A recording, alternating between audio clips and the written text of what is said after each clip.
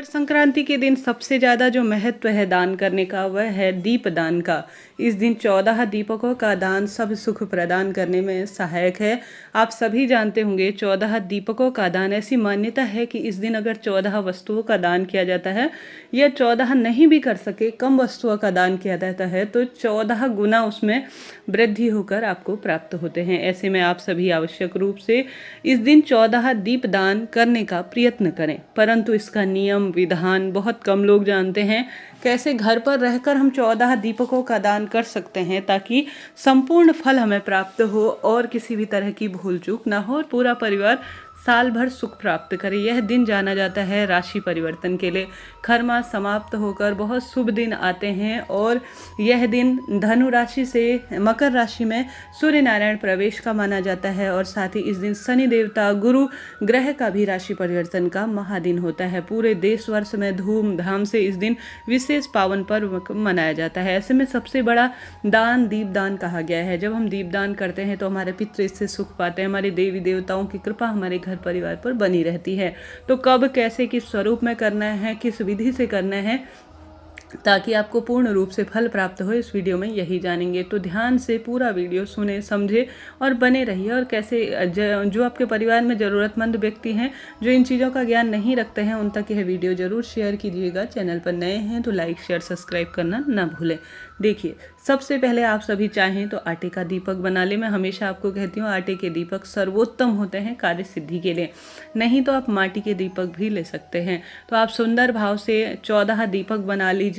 अब यह दीपक कब दान करने हैं यह भी जरूर से जान लीजिए। इन 14 दीपकों का दान आप ब्रह्म मुहूर्त में भी कर सकते हैं या प्रदोष काल में भी कर सकते हैं, इच्छा आपकी है। कब करना है इन 14 दीपकों का दान? आप 15 जनवरी के दिन, जब पुण्य काल हो रहा है, इससे पहले चैनल पर वीडियो बनाया जा चुका है, उसको जरूर से देख लीजिएगा। उस शुभ घड़ी में करते हैं ब्रह्म मुहूर्त में या प्रदोष काल में, जब भी आपको समय मिले एक बार आप जरूर से कीजिएगा। अब आप सभी को कैसे करना है? 14 दीपकों का दान एक निश्चित स्थान कहा गया है, उनका ध्यान से सुनिएगा। यह विवरण आपको बहुत कम बार प्राप्त होगा।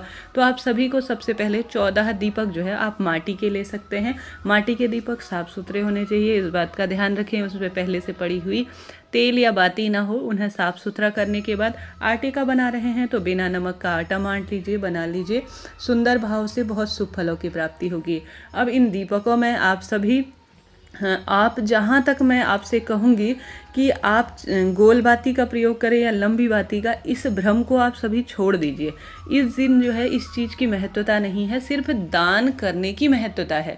आप जो है साधारण सरल तरीके से दीपक का दान करें। गुरुजी की कथा में आपने सुना भी होगा, जब जो है ऐसा कुछ भी आपको ध्यान ना पड़े कि मैं किस विधि से करूं, कैसे करूं, तो आप सामान्य सरल तरीके से इन चीज़ों का गोल बाती या लंबी बाती के प्रभाव से मुक्त होकर साधारण सरल तरीके से दीप दान करें। तो आपकी इच्छा है तो गोल बाती लगाएं, चाहे तो लंबी बाती लगाएं। हालांकि मैं वीडियो में आपको पूरी तरह से बताऊंगी कि कौन से स्थान पर कैसी बाती का प्रयोग होता है, तो वीडियो में ध्यान से बने रहें। आपकी इच्छा है आप साधारण सरल तरीके से दीपक का दान करना चाहें या लंबी या गोल बाती का भी आप स्मरण कर करते हैं तो अति उत्तम है। तो ध्यान से सुनिए कहाँ कहाँ आपको दीप दान करना है।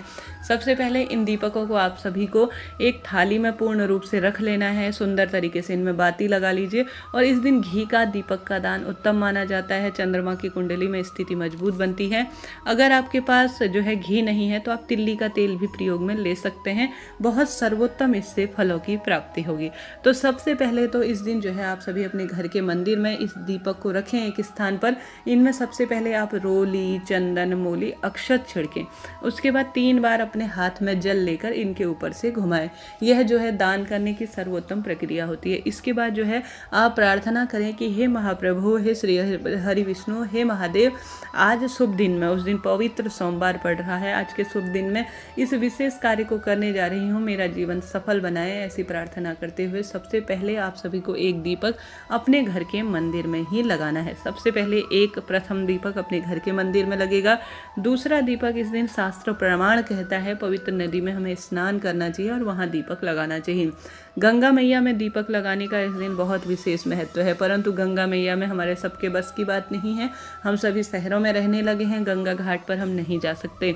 ऐसी स्थिति में एक बर्तन में आप सभी जल भर लीजिए, पानी भर लीजिए गंगा मैया का भाव करते हुए आप सभी जो है कोई कांसे का पीतल का बर्तन ले लीजिए, उसमें जल भर लीजिए। उस जल में गंगा मैया का पूजन जैसे करते हैं, रोली चंदन मूली अक्षत समर्पित करने के बाद आप सभी जो है सबसे पहले अपने घर के मंदिर में दीपक लगाने के बाद गंगा मैया के नाम का दीपक जो है आप सभी आवश्यक रूप से उस जल में आप प्रवाहित करेंगे, तो आपको गंगा दीप दान का, सबसे बड़े दीपदान का फल प्राप्त होगा। तो घर पर गंगा मैया के नाम का आप सभी इस तरह से दीपदान करें। यह बात हो गई दूसरे दीपदान की।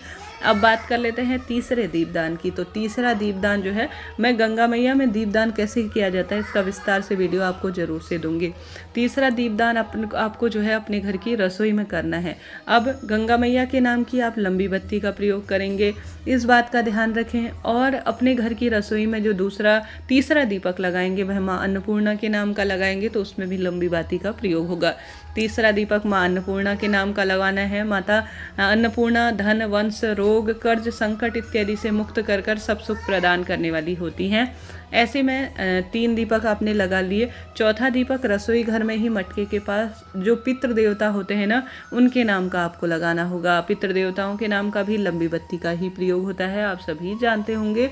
तो आप सभी को जो है साधारण सरल तरीके से पितृ देवताओं के नाम का दीपक दक्षिण दिशा की ओर मुख करते हुए लगाना है।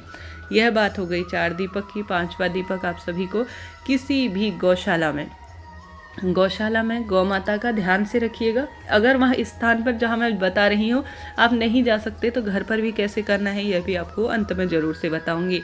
इसके बाद स्थान आता है गौ माता की जो गौशाला होती है वहाँ दीपदान करने का।